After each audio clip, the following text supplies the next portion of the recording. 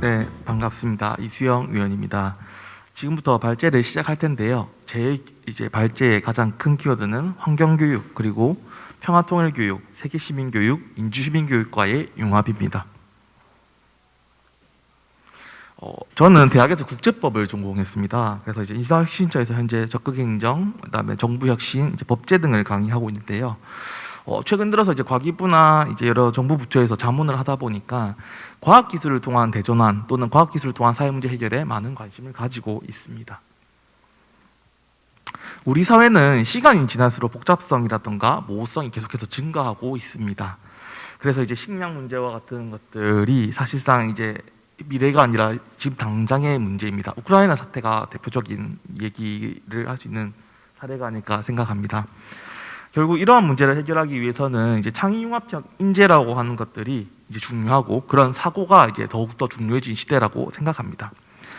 이제 이 창의융합형 인재 같은 경우는 이제 앞에서도 많이 언급됐지만 인문학적 상상력과 과학기술적 소양을 토대로 해서 실제적으로 그런 것들을 일상생활에서 이용할 수 있는, 새로운 가치를 창출할 수 있는 인재를 이제 우리가 창의융합형 인재라고 생각을 합니다. 이 창의융합형 인재의 대표적인 사례가 이제 건축가 중에 피어스라는 사람이 있습니다. 이 사람이 흰개미집의 이제 공기 수단 구조를 이제 보게 되고요. 이 흰개미집이 서늘하게 계속해서 유지되는 이유에 대해서 한번 생각을 해보다가 이제 탑을 이렇게 공기탑을 이제 구축한 이후에 이 통풍구 밑에다가 이제 조에 그 바람이 도는 그런 것들을 설치해서 결국에는 이 통풍창을 이제 여닫음으로써 이제 온도를 낮추는 그런 것들을 이제 발견하고, 그 원리를 결국에 건축을 하는데 이용하게 됩니다. 우리가 생각하는 이 생물학이라던가 건축학은 서로 다른 분야처럼 보여집니다. 그럼에도 불구하고 이러한 전혀 관계 없어 보이는 분야의 융합을 통해 가지고 이제 대표적인 메디치 효과, 그리고 대표적인 융합형 혁신 사례로 이제 많이 언급되고 있습니다. 저는 이런 부분들이 이제 환경 교육에 있어서도 융합적 교육이 더 필요하다는 점을 시사한다고 생각합니다. 아울러서 시민들의 자발적인 이런 아이디어들이 모이면 환경 문제를 해결할 수 있는 실마리를 제공할 수 있다고도 생각합니다. 이 환경 문제와 관련돼서 생활이라든가 자연, 그리고 지구 환경, 환경 문화, 이런 것들이 다양한 이슈들이 많습니다. 근데 이 많은 이슈들을 배우고 그리고 익히고 가르치는 것들이 중요하냐라고 하는 질문을 드리고 싶은데요. 저의 답은 절대로 그렇지 않다는 겁니다. 어떤 관점에서 어떤 방식으로 환경 문제를 다루는지에 따라서 환경 교육의 내용이나 방향이 바뀔 수 있다고 생각합니다. 여러분들은 이 중에서 제일 중요한 역량이 무엇이라고 생각합니까? 지식, 가치 공감, 그리고 참여. 네, 저는 환경 문제의 중요성을 깨닫게 하려면 결국에 사실의 기초에서 지식을 갖추는 것도 충분히 중요하다고 생각합니다. 환경 문제를 자신의 가치로 녹여내는 열정, 공감도 필요하다고 생각합니다. 그러나 제가 생각하는 환경 교육은 결국 국가와 지역사회의 환경 문제에 많은 관심을 가지고 이에 기여할 수 있는 사람들을 길러내는 것이라고 생각합니다. 결국 제가 생각하는 환경 교육의 방점은 실천 그리고 행동의 변화에 있다고 생각합니다. 다양한 교과와 환경 문제들은 좋은 주제로 연결될 수 있다고 생각합니다. 수학에서는 기후변화에 따라서 재난이 얼마만큼 발생하는지를 통계로 다룬다면 그 심각성을 제일 잘 깨닫게 해줄 수 있는 교육이라고 생각합니다. 국어와 영어에서는 신문기사 등을 활용해서 미디어 리터러시 교육과 연계되고 환경과 관련된 전문 기사들을 이제 분석하고 이제 이를 통해서 어떤 환경 문제의 심각성을 깨닫게 한다면 결국 저는 이것이 또 환경 교육이 된다고 생각합니다. 혹시 오늘도 환경 교육을 하지 않으셨는지 한번 돌이켜 보시면 좋겠습니다. 모든 교육이 그렇듯이 저는 이 학습자의 특성을 파악하는 것들, 앞에서 박현성 의원님께서 얘기하셨던 부분들도 있죠. 적절한 교육 방법이 이제 중요하다고 생각합니다.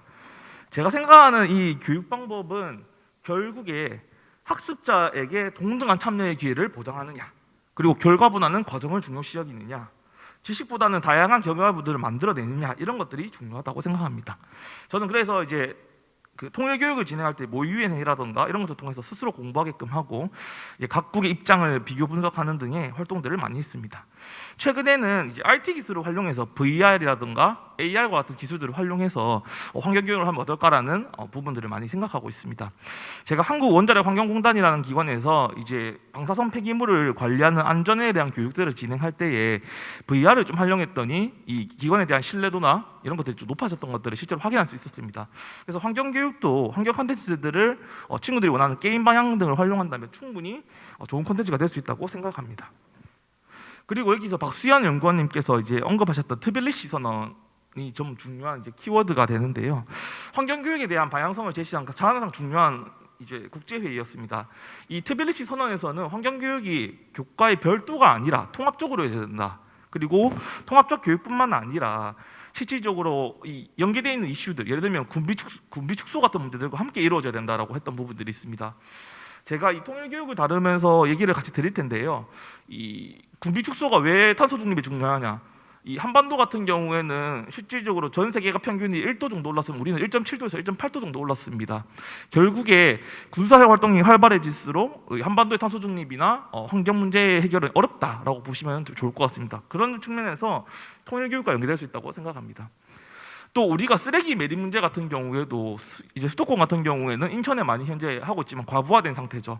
결국에 이런 쓰레기 행정이나 문제들을 해결하기 위해서는 시민 참여나 시민의 공감대 없이는 힘들다라는 측면에서 민주 시민 교육이 중요하다고 생각합니다. 나아가서 이제 박수현 연구원님께서 얘기하셨던 것처럼 세계 시민 교육도 중요합니다. 예를 들면 이 한국에서 또는 한반도에서 그리고 동북아에서 열심히 환경 문제를 논의하고 해결하려고 하더라도 다른 국가가 협조해 주지 않는다면 또는 개발도상국들이 이제 우리가 발전하려고 하는데 왜 우리는 막냐라고 논리를 주장한다면 결국에 이 환경 문제 해결은 더 어려워질 수밖에 없는 것이죠. 그래서 세계 시민 교육이 함께 이루어져야 된다고 생각합니다. 그래서 이런 의제들은 이제 앞에서도 얘기 드렸지만 저는 여러 가지 주제 중에서 좀 우리나라가 좀 집중해서 봐야 될 것들이 바로 그린 데탕트라고 하는 겁니다. 이 그린 데탕트는 데탕트란 말은 이제 긴장 완화라는 뜻인데요. 친환경 기술들을 좀 활용해가지고 사실상 남북 간의 평화를 유지하고 또 이런 환경 문제를 잘 보존함으로써 한반도 전체에 또는 한반도의 영향이 동북아 전체에 동북아의 영향이 전 세계로 확대되는 측면에서 좀 중요하다라고 얘기 드릴 수 있을 것 같습니다. 그리고 최근에는 ESG 경향이 좀 뜨고 있기 때문에 취창업 교육에서도 많이 활용하고 있습니다. 그리고 친환경 기술이 앞에서 얘기 드렸던 것처럼 과학 기술을 통해서 이제 사업을 할 수도 있고 그리고 사회 문제를 해결할 수도 있다는 측면에서 진로 교육에도 많이 활용되고 있다라고 얘기를 드리고 싶습니다. 이 모멘텀은 이제 리빙랩이라고 하는 겁니다. 우리가 갖고 있는 우리 지역 사회의 문제, 우리 국가가 갖고 있는 문제들을 결국에 지역 주민들과 그다음에 시민들이 직접적으로 참여하고 전문가와 협력해서 이 문제를 해결한 사례입니다. 이것은 이제 해양 생태계 관련된 문제로 해서 최근에 부산정보과진흥원에서 그 해양 쓰레기 문제, 바다 문제들을 해결하기 위해서 실제로 적용하고 있는 사례들입니다. 그래서 이 사례를 통해서 민간 협치, 거버넌스도 구축하게 되고 사회 문제 해결에 대한 솔루션을 개발하게 되고 결국에 국민적 공감대를 참여를 통해서 확보한다는 측면에서 가장 좋은 사례라고 생각됩니다. 최근에는 제가 학교에 가서 환경교육을 할 때에는 일방적 강의가 아니라 이런 식으로 스스로 우리 학교를 어떻게 변화시켜 볼 수 있을지를 찾는 교육, 그래서 거기에 대해서 내가 어떻게 행동을 할지를 고민해보는 이런 것들을 합니다. 그래서 여러분의 의견도 한번 써보시면 어떨까 이렇게 생각합니다. 제가 좀 괜찮았던 것들은 빗물 이용 시설인데요. 이 빗물을 이용해서 결국에는 이 조경이나 청소를 이용하는 것들, 이거 학생들이 실질적으로 행동에 한번 옮겼더니 이게 빗물이라는 것이 사용 가치가 있네. 그러니까 결국엔 재활용에 대한 가치를 다시 깨닫게 한다는 측면에서 매우 좋았던 교육으로 생각을 하고 있습니다. 그리고 이제 제가 정책에 대해서 좀 얘기를 드렸는데요. 정부 역시는 적극 행정 중에서 좀 대표적인 사례입니다. 국민이 직접 선정해서 국무총리상을 받았던 환경부의 사례입니다. 실질적으로 이제 폐플라스틱이 많이 증가했죠. 코로나 이후에 배달음식 같은 데 증가로 인해 가지고.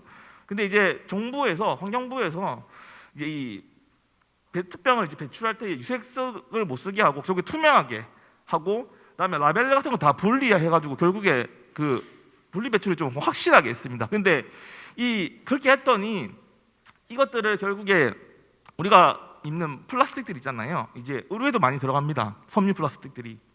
그래서 쓸 수밖에 없는 군복이라든가 경찰복이라든가 이런 걸로 재활용해서 결국에 이런 상품들을 만들었을 때 우리가 사장되는 것이 아니라 결국에 쓰일 수 있도록 먼저 공공기관이나 정부에서 마중물의 역할을 통해서 이 산업이 성장할 수 있도록 지원했던 사례들이 있습니다. 저는 이 사례가 좀 수상경제에 기여했다는 측면에서 아주 좋았다라고 생각드리고요. 그리고 이 고급된 이 플라스틱들을 실제로 일본에서 전량 수입을 했던 것들이 있습니다. 근데 이거를 대체했다는 측면에서 경제적 효과도 아주 잘 발휘했다고 생각을 합니다. 마지막으로 이제 제가 얘기를 드리고 싶은 부분들은 그런 겁니다. 이 통일교육, 민주시민교육, 그리고 세계시민교육, 생태교육 또는 환경교육들이 융합적 관점에서 이루어진다면 학교 학습 현장에서는 교육의 부담이 줄어들게 됩니다. 그리고 실질적으로 제가 과고라든지 이런 데를 가면은 이제 과학 중점학교 같은 데서 과학 교육을 하는데 과학 교육에서 실질적으로 물리나 생물 위주로 이루어지지 실질적으로 환경이 이루어지는 경우는 거의 못 봤거든요.